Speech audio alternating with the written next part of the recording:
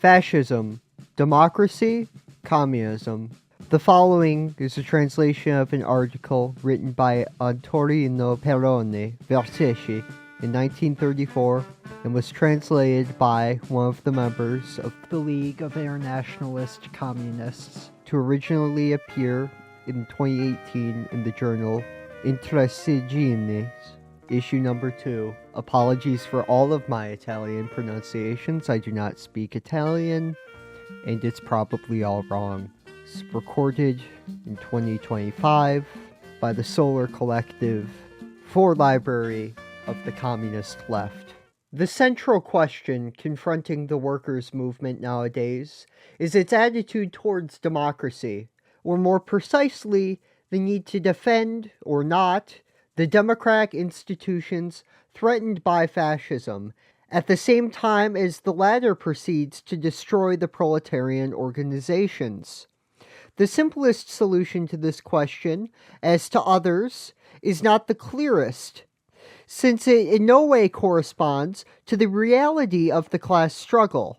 Though it may seem paradoxical at first glance, the workers' movement will only succeed in actually preserving its organizations from the assault of reaction on the condition that they maintain their fighting positions intact, not tie them to the fate of democracy, and fight the battle against the fascist offensive at the same time as it carries forward the struggle against the democratic state. In effect, once the communion between the workers' movement and the democratic institutions is established, the political condition for the complete ruin of the working class is given, since the democratic state finds in the condition of the working masses not a possibility of life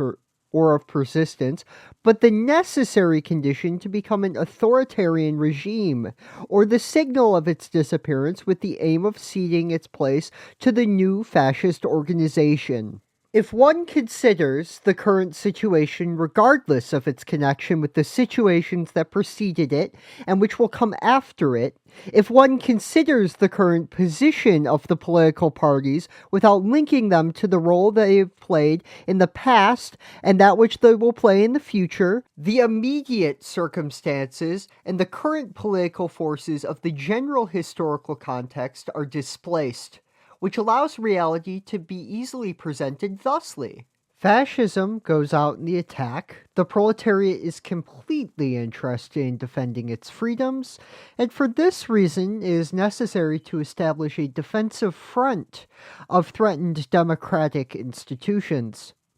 Painted with a revolutionary tinge, this position is presented under the varnish of a pretend revolutionary strategy, while also being fundamentally quote-unquote Marxist. From here, the problem is presented thusly.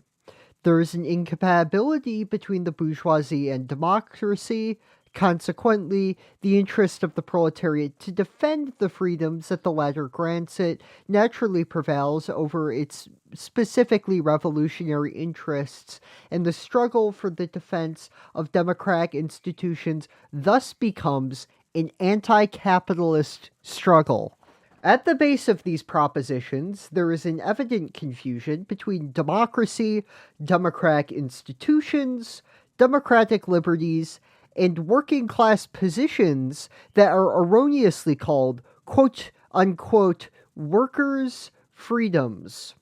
We will observe both from the theoretical point of view and from the historical point of view that there is an irreducible and irreconcilable opposition between democracy and working-class positions. The ideological movement that has accompanied the ascent and victory of capitalism is situated and expressed from an economic and political point of view on the basis of the dissolution of the interests and particular demands of individuals, communities, and especially of classes within society. Here, the equality of the components would be possible precisely because individuals entrust their fate and custody to the state organisms that represent the interests of the community. It is useful to point out that liberal and democratic theory supposes the dissolution of groups, of categories made up of, quote, citizens, which would be interested in spontaneously ceding a part of their freedoms to receive the safeguarding of their economic and social position in compensation. This relinquishment would be made for the benefit of an organism capable of regulating and directing the whole of the community. And while the bourgeois constitutions proclaimed the quote-unquote rights of man and also contained the affirmation of the quote freedom of assembly and of the press, they do not recognize the class groupings in any way. These, quote, rights are considered exclusively as attributions granted to, quote, man, to, quote, the citizen, or to the, quote, people, who must make use of them to grant the organisms of the state or government access to the individual. The necessary condition for the functioning of the democratic regime resides, then, not in the recognition of groups, their interests, or their rights, but in the foundation of the indispensable organism to guide the collectivity, which must transmit to the state the defense of the interests of each unit that constitutes it. Democracy is only a means for preventing, quote, citizens from resorting to organs other than those governed and controlled by the state. It could be objected that freedom of assembly, press, and organization lose all their meaning from the moment it becomes impossible to obtain, through them, a given concession. Here we enter the terrain in which Marxist critique shows how, behind the democratic and liberal mask, class oppression is actually hidden, and that Marx so rightly affirmed that the synonym of, quote, liberty, equality, and fraternity is, quote, infantry, cavalry, and artillery. On the contrary, today it is not so much a matter of demonstrating the inconsistency of the supposedly egalitarian basis of democracy, but of exposing how they intend to tie the expansion of the workers' organizations with the defense of the latter. Now, as we have explained, the condition of life of the democratic regime consists precisely in curtailing the power of some groups, in particular in the name of the interests of individuals, as well as society. The establishment of a workers' organization directly involves an attack on the theory of democracy, and for this reason it is characteristic to note that, in the current period of degeneration of Marxist thought, the overlap of the two internationals, open parentheses, that of the traders and that of the future traders, close parentheses, occurs precisely on the basis of the defense of democracy, from which would derive the possibility of existence and even development of workers' organizations. From a historical point of view, the contradiction between, quote, democracy and workers' organizations manifests itself in quite a bloody manner. English capitalism was founded in the 17th century, but was much later than the Chartists snatched the right of the working class to organize by force of struggle. In all countries, the workers would obtain this conquest only on the basis of strong movements that were continually subjected to the bloody repression of democratic states. It is quite inaccurate that before the war, and more specifically until the first years of our century, mass movements aimed at establishing independent organisms of the working class were led by socialist parties towards the conquest of rights that would grant workers access to government or state functions. Certainly, this question was hotly debated within the labor movement. Its most conclusive expression is found above all in the reformist theory, which, under the banner of the gradual penetration of the proletariat into the enemy's fortress, actually allowed the latter, and 1914 represents the conclusion of this balance sheet of Marxist revision and treason, to corrupt and submit to their own interests the whole of the working class. In the struggle against what is habitually derided as quote-unquote bourgeoisism, it is often argued, for reasons of controversy, open parentheses, which are generally the reasons of entanglement and confusion, close parentheses, that this or that movement had its objective the conquest of universal suffrage, or this and that democratic demand. This way of interpreting history is very similar to that which consists in explaining events not by determining their cause as a function of the antagonistic classes and the specific interests that they really put forward, but simply basing themselves on the initials inscribed on the flags that waved above the masses in movement. This interpretation, which on the other hand has only a purely acrobatic value in which the pretentious people who populate the labor movement are pleased, vanishes immediately if the problem is posed in realistic terms. In effect, working class movements cannot be understood except in the course of their ascent towards the liberation of the proletariat. If, on the contrary, we place them on the opposite path, which would lead the workers to conquer the right of access to governmental or state functions, we would place ourselves directly on the same path that led to the betrayal of the working class. In any case, the movements that had as their objective the conquest of the right to vote could carry out this fight and in an enduring fashion because in the end, far from dismantling the democratic system, they did nothing but introduce the workers' movement itself into its very game. The miserable deeds of the workers who rose to the government posts are well known. The Eberts, Schneidmans, Hendersons, etc. clearly demonstrated what the democratic mechanism is and the capacity it has to unleash the most ruthless counter-revolutionary repression. What concerns the class positions conquered by the workers is completely different. Here, no compatibility with the democratic state is possible. On the contrary, the irreconcilable opposition that reflects the antagonism of classes is accentuated, sharpened, and amplified, and workers' victory will be achieved thanks to the policy of the counter-revolutionary leaders. The latter distort the effort made by the workers to create their class organizations, which can only be the fruit of a merciless struggle against the democratic state.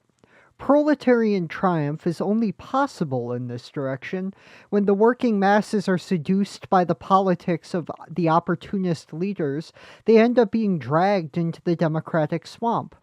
There they are not more than a simple pawn of a mechanism that becomes so much more democratic as it manages to annul all the class formations that represent an obstacle to its functioning. The democratic state that operates this mechanism will make it work quote-unquote equally only on the condition of it having before it not antagonistic economic categories grouped into different organisms, but quote-unquote citizens equal to each other, who recognize themselves as being of similar social position, to traverse together the multiple paths they have access to upon the exercise of their democratic power. To critique the democratic principle with the aim of demonstrating that electoral equality is nothing more than a fiction that obscures the chasm separating classes in bourgeois society exceeds the framework of this article. What interests us here is being able to show that there is an irreconcilable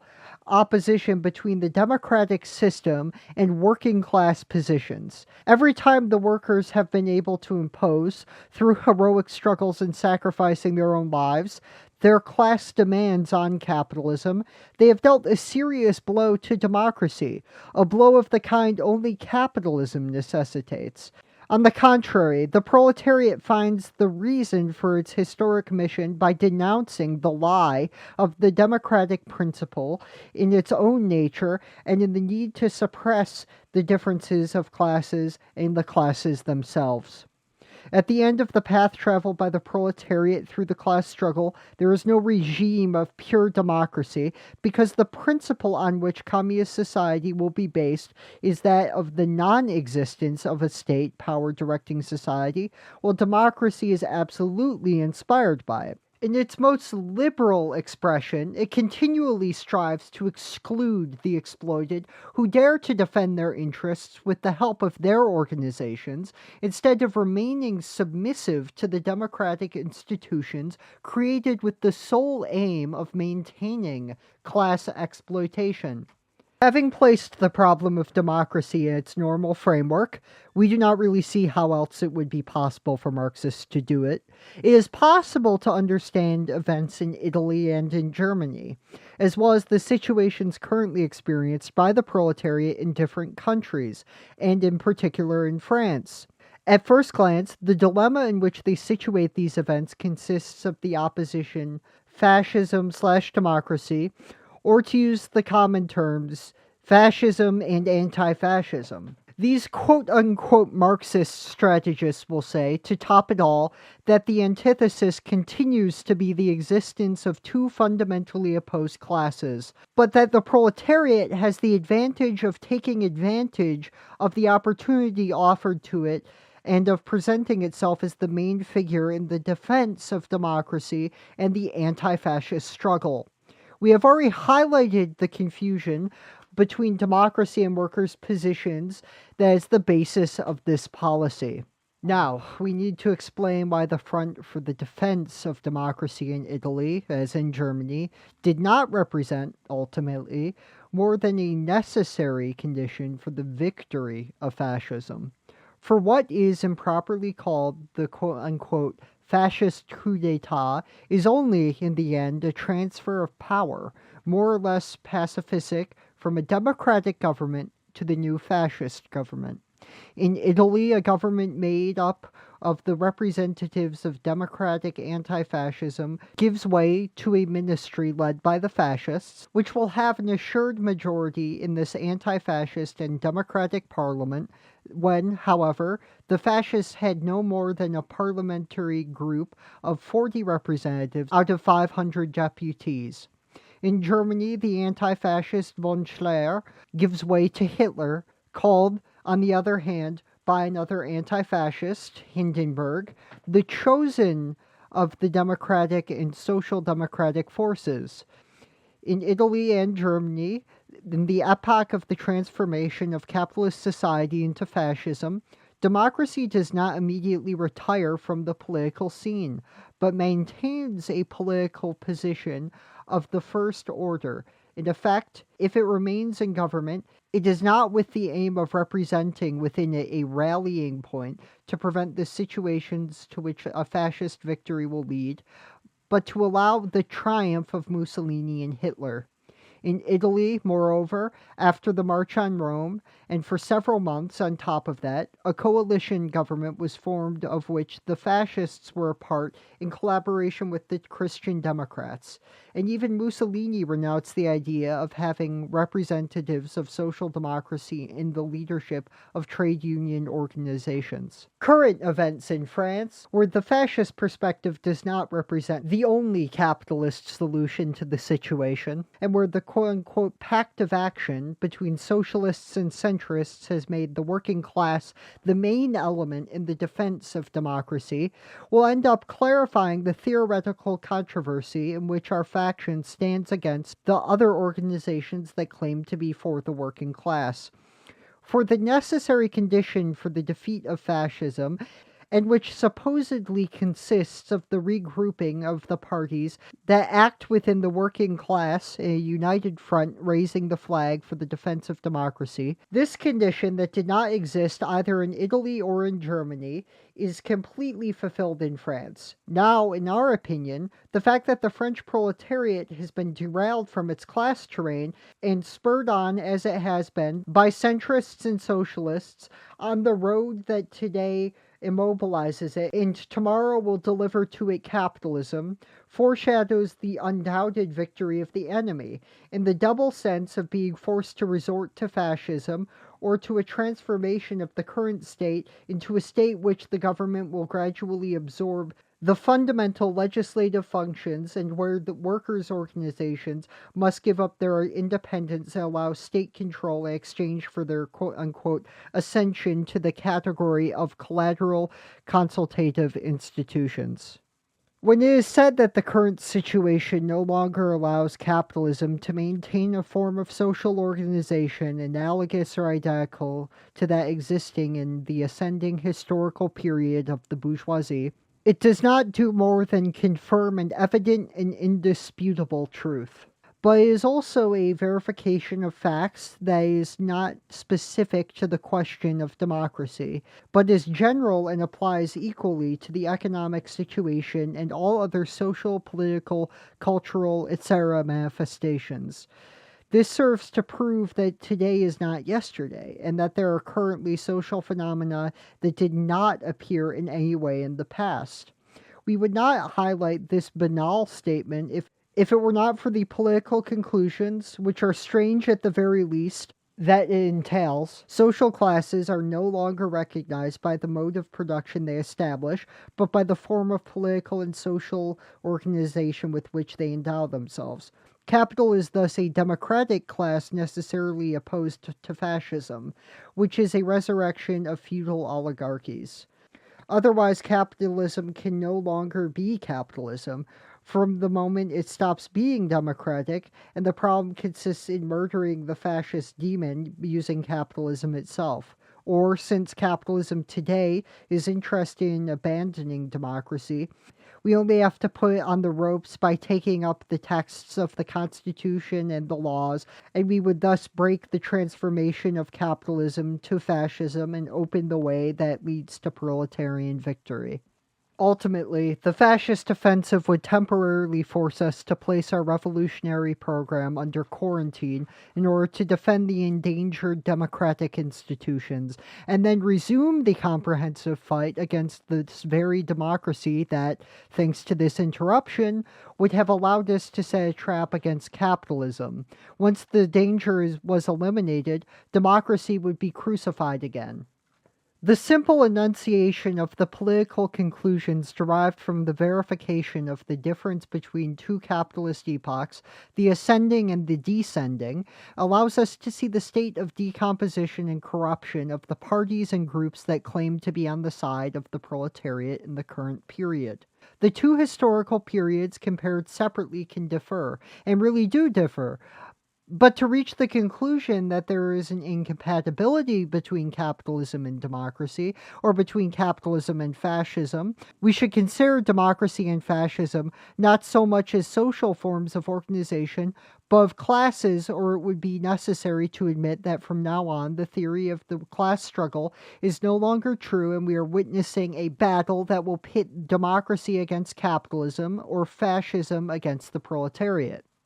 But the events in Italy and Germany are there to show us that fascism is nothing more than the instrument of bloody repression against the proletariat at the service of capitalism, which sees Mussolini proclaim the sanctity of private property and the rubble of class institutions that the workers had founded to direct their struggle against the bourgeois appropriation of the product of their work.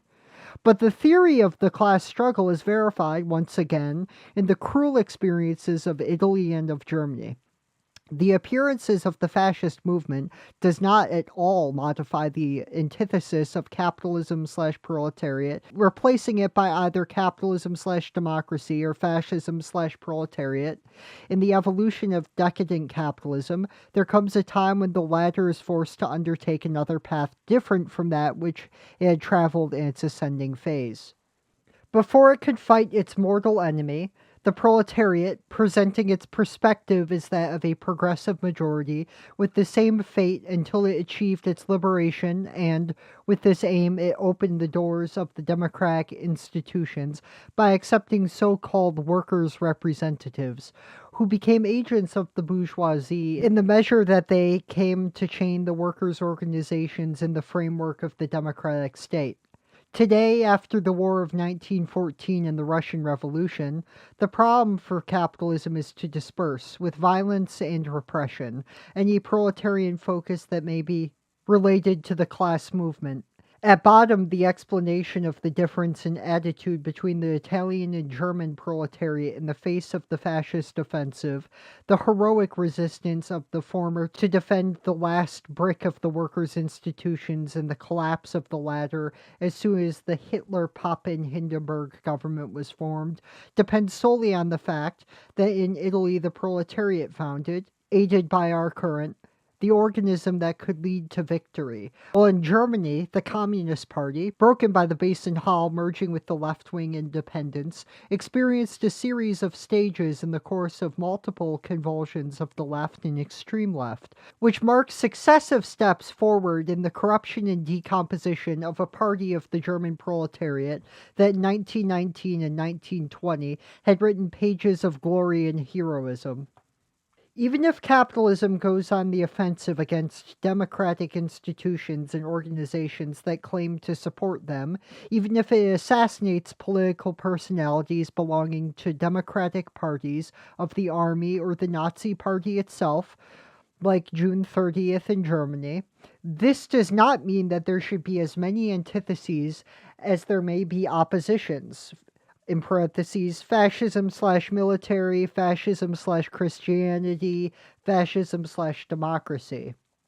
These facts only prove the extreme complexity of the current situation, its spasmodic nature, and do not threaten in any way the theory of class struggle. The Marxist doctrine does not present the struggle of proletariat and bourgeoisie in a capitalist society as a mechanical conflict, to the point that any social manifestation could and should be linked to one or other end of the dilemma. Apart from the antithesis of bourgeoisie and proletariat, the only motor of present-day history, Marx demonstrated the foundations and the very contradictory course of capitalism to such an extent that capitalism cannot exist in harmony, even after the proletariat has ceased to exist.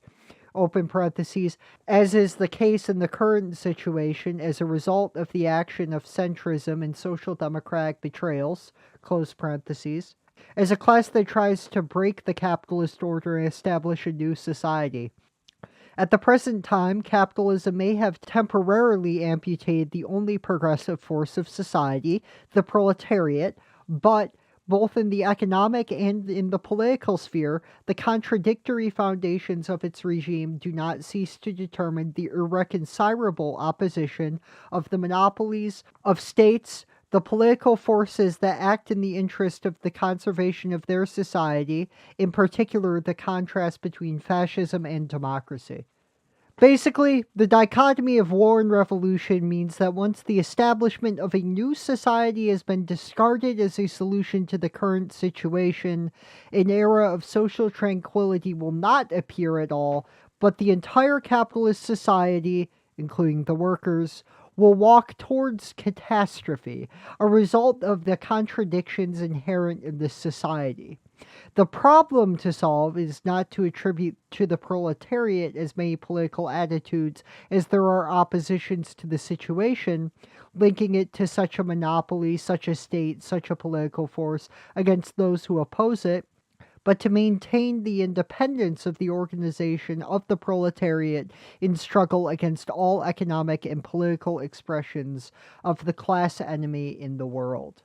The transformation of capitalist society into fascism, the opposition and conflict between the factors of both regimes, must in no way alter the specific physiognomy of the proletariat. As we have pointed out on several occasions, the proletarian programmatic foundations today must be the same that Lenin published. With his work as a fraction, before the war and against opportunists of all stripes. Against the democratic state, the working class must maintain a position of struggle for its destruction and must not enter it in order to conquer positions that allow for the gradual construction of a socialist society. The revisionists who defend that position turned the proletariat into a victim of the contradictions of the capitalist world, into cannon fodder in 1914. Today, when situations force capitalism to proceed towards an organic transformation of its power, of the state, the problem remains the same, that is, the destruction and introduction of the proletariat into the enemy state to safeguard its democratic institutions, which places the working class at the mercy of capitalism, and where the latter must not resort to fascism, it once more makes it a victim of inter-imperialist conflicts and the new war. The Marxist dichotomy of proletariat and capitalism does not mean that communists in every situation must raise the question of revolution, but that in any circumstance, the proletariat must be grouped around its class positions. The question of the insurrection may arise when the historical conditions for the revolutionary struggle exist, and in other situations it will be obligated to promote a more limited program of demands, but always on a class basis. The question of power arises only in its integral form, and if the historical premises necessary for setting in motion the insurrection are missing, this question does not arise. The slogans to be put forward, then, will correspond to the elementary demands that concern the living conditions of the workers from the point of view of the defense of wages, proletarian institutions, and conquered positions, right of organization, of the press, of assembly, of demonstration, etc. The fascist offensive finds its raison d'etre in an economic situation that precludes any possibility of error, and that assumes that capitalism must annihilate all the workers' organizations. In this moment, the defense of the demands of the working class directly threatens the capitalist regime, and the outbreak of defensive strikes can only be situated in the course of the communist revolution. In such a situation, as we have already said, the Democratic and Social Democratic parties and organizations play a leading role, but in favor of capitalism and against the proletariat, in the line that leads to the fascist victory, and not in the line that leads to the defense or to the triumph of the proletariat. The latter will be mobilized in the defense of democracy so that it does not fight for partial demands. The German Social Democrats call on the workers to abandon the defense of their class interests so as to not threaten the quote-unquote lesser evil government of Brüning. Bauer has done the same for the Dollfuss between March 1933 and February 1934, the quote-unquote pact of action between socialists and centrists in France is realized because it contains a clause inspired by Zeromsky's principles, the fight for democratic freedoms, excluding strikes for economic demands. Trotsky dedicated a chapter of his documents on the German Revolution to demonstrate that the general strike has ceased to be a weapon of defense of the working class. The struggle for democracy is a powerful distraction maneuver to separate workers from their class terrain and attach them to the contradictory movements of the state in its metamorphosis from democracy to a fascist state.